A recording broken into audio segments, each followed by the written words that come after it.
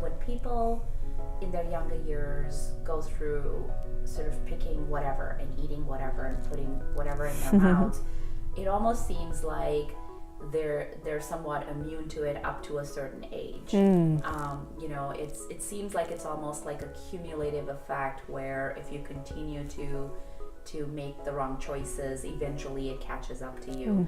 Is it true for the reversal too? So, you know, if you've been doing it for 10 years, that in fact when you switch it around and you gain healthier habits and eat the right way, that you can truly reverse all of the damage that you've done? Very often I find that to be the case, that people really, yes, absolutely. As we say with heart disease, you know, heart disease continues to be the leading cause of death in this country. And heart disease doesn't happen when you have a heart attack when you're 50 years old. It happens from years of lifestyle choices and damage that happens. It's not a instantaneous situation. It's plaque that builds up and inflammation over years and years. And the same thing with our dietary choices and how that, and all the stressors, whether it's medication or a high stress lifestyle or lack of sleep or under exercise or over exercise, something that really isn't working for your body, that those years of things that really aren't perfect for you can create some problems that all of a sudden now we've sort of spilled over to create this symptom and this situation that things aren't working very well. And then when we can, again, what I'm continuing to study and understand is that there's so much we can do to heal that damage that's happened. I mean, at any point we can start taking care of ourselves and it's going to help. But if there's damage that's already happened, it can be some healing process that really needs to happen too. It isn't just, well, we start doing better and immediately we feel better. Yes, really quickly people feel a lot better when they go from a standard American diet to a really well-nourishing diet. But then we still need to do that healing process because those years of damage don't just go away. It's going to take some time for that to recover.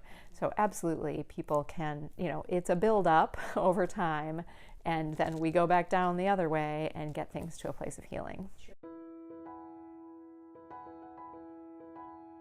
In your experience, how long does it take for people to rebuild the new habits, sort of clean up their refrigerators and instinctually in our busy lives it's easy to drive through a McDonald's than it is to come home and prep a healthy meal? How long does it take for a client to make that switch and really stick with it? That's a great question. Everybody's different, of course, just like everyone's different in their health situation. Everybody's different in their ability to make change.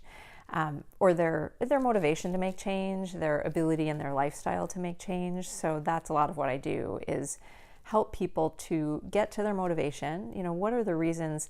A lot of people come to me because they want to lose weight. That's sort of what they're seeing. That's sort of, kind of the top of mind thing that's bothering them the most.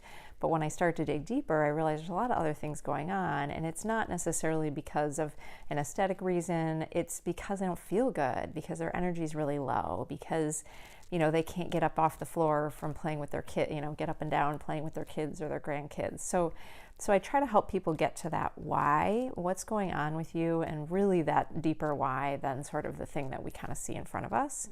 And then I really help people to figure out how to make it work in their life, because for me to hand you a plan and say, here you go do this. Well, if that's not right for you and that doesn't fit into your life, then you're never going to be able to accomplish that. So, again, everybody's really different. Some people can just take things and run and have tremendous success really rapidly. Other people, there's a lot of history that has created the habits that they have. And it doesn't just happen overnight. A lot of people we're so busy these days. So it's also just the environment that people are in. I'll give an example of a woman that I'm working with right now that, she was really excited about getting started. She has some health concerns that her weight is really important that she takes off some weight. And she's a single mom. And since we started working together, she had a sinus infection. Her daughter had the flu. She now just had another medical complication that she's dealing with. So we went from creating a really specific plan of these are the things that she was going to work on to, okay, those aren't working because life got in the way. So now what do we need to do? So let's create plan B, not that it's a bad plan by any means, but it's a plan that's going to work better for your life right now. And then we'll take the next step when we're able to take that next step. So, everybody, I think it's so important to work with people where they're at, because to suggest that, to have suggested that, well, she's got to stick to that plan A because that's the only plan that's going to work. Well, she just can't do that right now. It's just not going to happen. So, but there are great things that she can still do. And I always think too, exercise is something we have to go do, or we can build movement certainly into our day. And exercise is certainly one of the things that kind of gets knocked off the calendar when people get busy, which isn't ideal. But with food, we're eating anyway. We have to eat. So how do we just make it the best that we can, even in a situation that it's really challenging right now, but we can make it better. We can find easy ways to just simplify your life, to simplify the cooking, even if it's getting some pre-made things at the co-op or, at a good deli or something where they have some good salads and things available. So there's lots of variety. So back to your question of how long it takes. For some people, within a month, they've made dramatic changes to their life. For some people, it might be 6 months to a year before they've really felt like they've made this shift. They generally, I sort of think of a few months, 3 months or so, that it takes people to build some habits. When I've worked in fitness, we've done some weight management programs. We did a 12-week program I've run a number of times, and what I found is a lot of people over 12 weeks, they felt really like they had made positive changes, they felt really good, all their symptoms had improved, everything was better, but they didn't really feel like the habits were solid yet. And so then they needed to sort of build that. Like, I can do these things, they're working, I know they're working, but how do I just make them part of my life? And that can just take a little bit longer.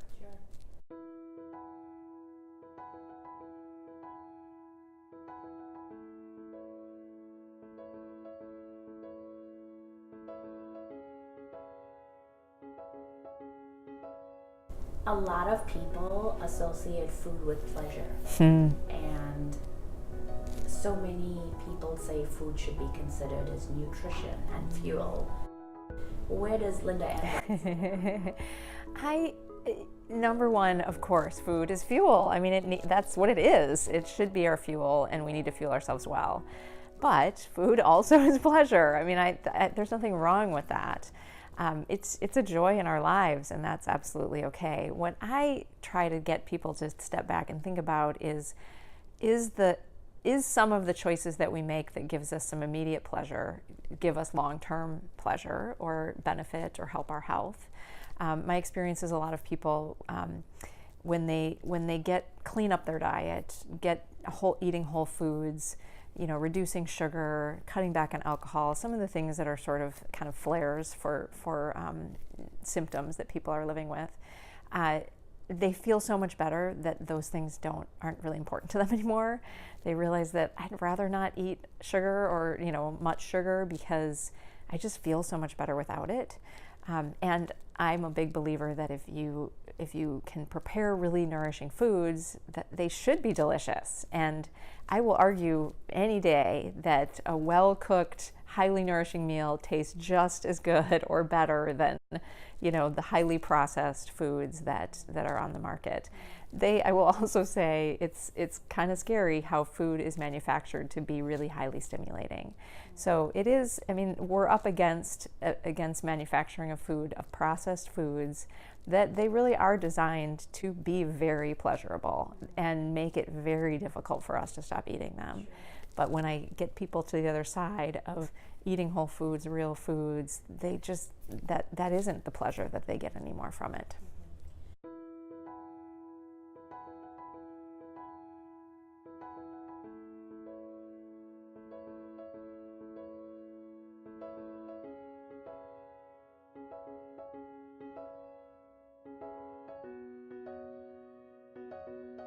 When people come to you and say, but I have a sweet tooth, do they really have a sweet tooth, or are they addictive to sugar?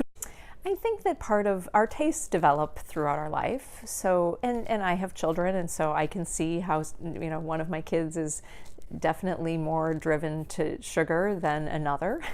And so I do think that we have, even are born with some of those taste preferences, and they're certainly developed early in childhood. So some of that is our history. I think of, there's physiology and then there's habit. So we do have a physiological response to exposure to food, sugar being one of those things. And so when we continually feed ourselves sugar, particularly, you start out the day, you have a coffee drink with sugar and a scone or something like that, you've got this huge increase in blood sugar, and then you crash and you're going to crave sugar. And that's what people do all day long, is go on this roller coaster. And so that's a physiologic response. Your body is demanding that because you've started that cycle. On the other hand, then there's the habit that goes along with, well, that's just what I do in the morning. That's what I do for breakfast. Or when there's, pastries in the break room at work, that's what I do. I go get that, or I get home from work. We have these patterns that we create these eating habits.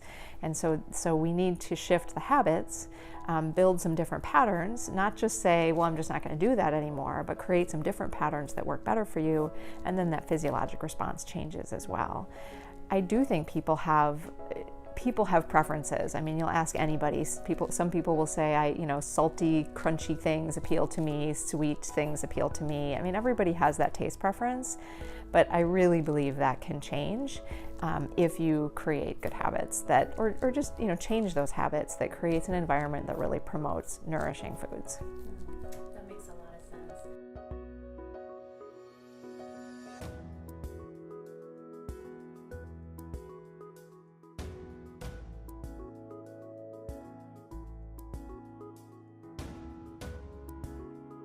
A lot of people say to me, and this is percentage of men versus women, a lot of men will say they can't live without meat. They can't live without, that's their source of protein. Or, that's just, if there's one food group they can't give up, it's their hamburgers or steak or what have you. And then there's women, a lot of women that will say to me, that they can't live without their sugars. Is that really true? Is it true that a lot of, statistically, a lot of men crave meats and women crave sugars? Is that true? I can't say that I've seen research to say one way or another, but that's certainly my experience as well. I think we've shifted in general to everyone craving more sugar. So I do think that's, as a culture, we've really gotten, we just have such highly stimulating, sweet foods in our world. But yeah, that's kind of what I see also is men lean towards a higher protein, maybe a higher fat diet in some ways, kind of depending on the quality of the meat and things that they consume. Women tend to gravitate towards, the higher carb, pastry things. Some of that could be hormonal impact as well.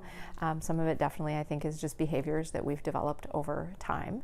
I can't say that we have proof of one way or another, but that's been my experience as well. Is it fat or is it sugar? Which is a bigger culprit when it comes to heart disease, or just in general? Yeah.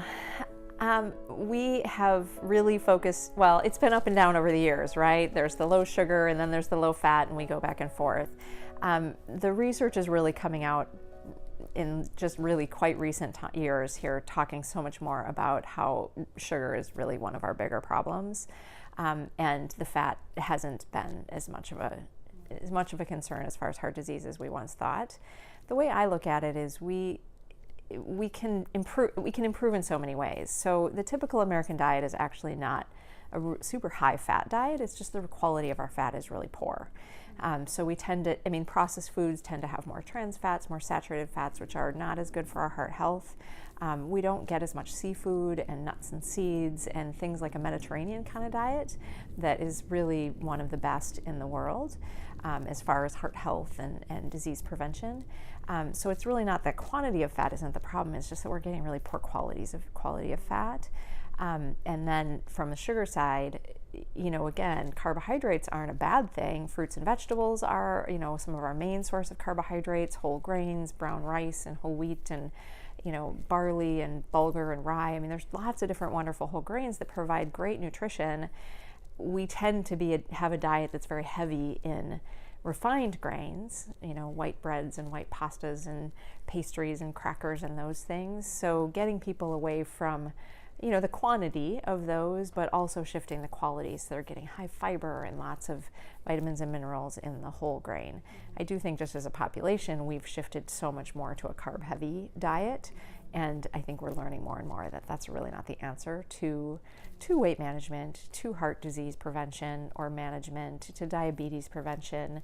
There's just all the chronic disease conditions, we're not seeing that that's having tremendous benefit. I think we know so much more. It's really getting good quality fats, lean sources of protein, lots of fruits and vegetables, not thinking so much about low carb or low fat.